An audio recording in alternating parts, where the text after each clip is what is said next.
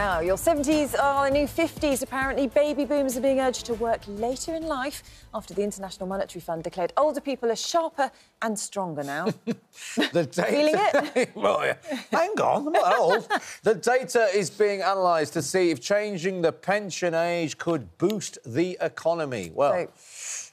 we've done some rough calculations, haven't we? Increasing the pension age to 70 could save the government over £30 billion a year.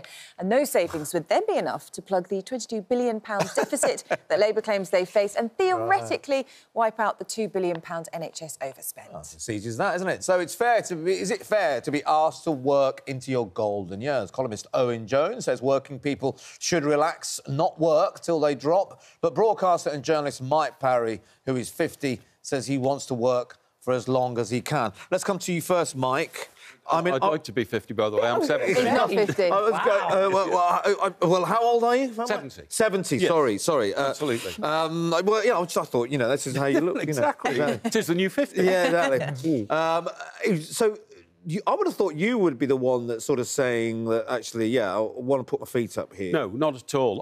I think working is very good for your mental health. My mum worked till she was 72 in Debenhams, and then she was made to stand down, and I saw her deteriorate in the years after that.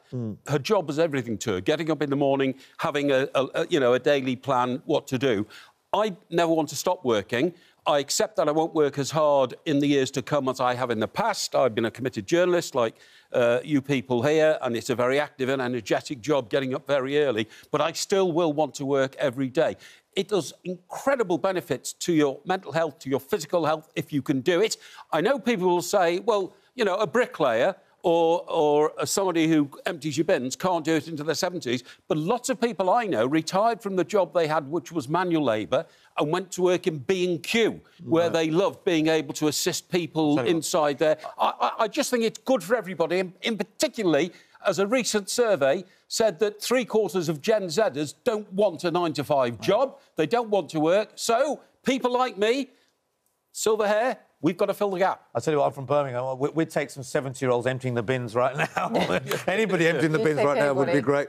Owen, so you're thinking, no, this is not right, and people should be able to work and then take it easy. Why are we trying to get rid of retirement? What's going on? This is ridiculous. I just think you should be able to do your bit. The workers in this country create the wealth and be rewarded by having time when they can relax, pursue cultural pursuits that they haven't had, spend time with their family, kids, look after their grandkids, that kind of thing. I mean, there's a class dimension because life expectancy between the gap between poorer and richer Britons is 10 years for men. So the poorest people in society, who are men, die 10 years before the oldest. And we're just going to abolish having any time for retire for those people. But it's not just that. Life expectancy, there's what we call healthy life expectancy. That's the time when we don't end up often with severe illnesses or disabilities.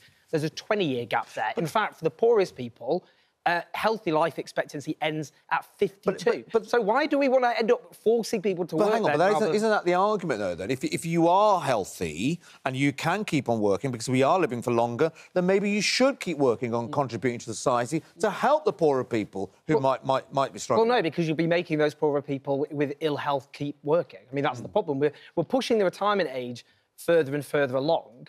You know, and part of this is, you know, I'm going to drop the C-bomb on air, capitalism. Cool. Which is, you know, that C-bomb. The big C-bomb, that's the one I meant. Which is, you know, people who talk about capitalism, it's freedom and all the rest of it. But what we're really talking about here is you give up your freedom at the door, whether it be the factory, the office, and the idea is that you have to keep doing that when you're in your 60s and your 70s. It's not fair on the poorer people. It's not fair on people who can't afford. In our current structure, we don't make people who are ill work. There are provisions within our society to make sure they're looked after. Oh, no, they're not. They're getting rid of all that. And by the way, Owen, talk about your differentials. You talk about capitalism, right?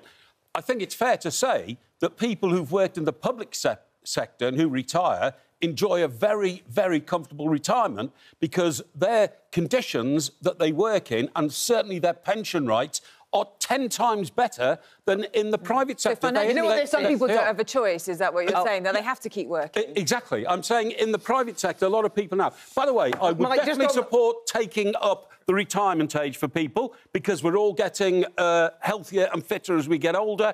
And so I'd push it back to 70 eventually. I think it will help the country and it'll help people to have a focus in life. I have a big problem with this race to the bottom logic, which is, I mean, firstly, public sector workers do not have gold-plated pensions. They have very good pensions. They have very good pensions. Well, often four grand or whatever. No. Let's not get ridiculous. It's the contribution from the employer is enormous. We should welcome the fact, of course, that people's health is improving, which means we can give people healthy retirements. And it's not about writing people off. This idea, all of a sudden, you become bone idle because you retire. You can do cultural pursuits, go to the theatre, I think it's a waste of a human being. It's a waste of a human being. Rather than his idea of retirement. Waste of a human being? Yeah, it's a waste of a human being. If I see people who I think are in their mid-60s going every day and playing golf, it's a waste of a human being because they could be doing more. No, I'm sorry, you've got to have a focus in life. Do you know what it sounds like, Mike? It sounds like you think humans are just cogs in a machine. No, I don't. That's what it sounds like. They're just robots there to create wealth in society. I think a human's brain needs stimulating all the time. You don't get that playing golf. I had a cardiac surgeon who was my consultant for 25 years. And he retired in his early 60s. Don't you think it's a terrible waste that a man with all that knowledge in his head, who could help people for years to come, suddenly decided, because of the government pension rules, maybe he wants to take spend retirement? more time with his family. He owes it to spend time with me. All right. Shall we? Let's just find out. Already exhausted. Let's see what people at home said. Because we asked you, should baby boomers be made to work until their 70s? And look at that. 7% of you said yes. 93% of you said no. Sorry, Mike. I think you might have lost that one. Anyway, we'll have to leave it there. Owen Jones, thank you very much. And Mike Parry, get back to work. Thank you very much.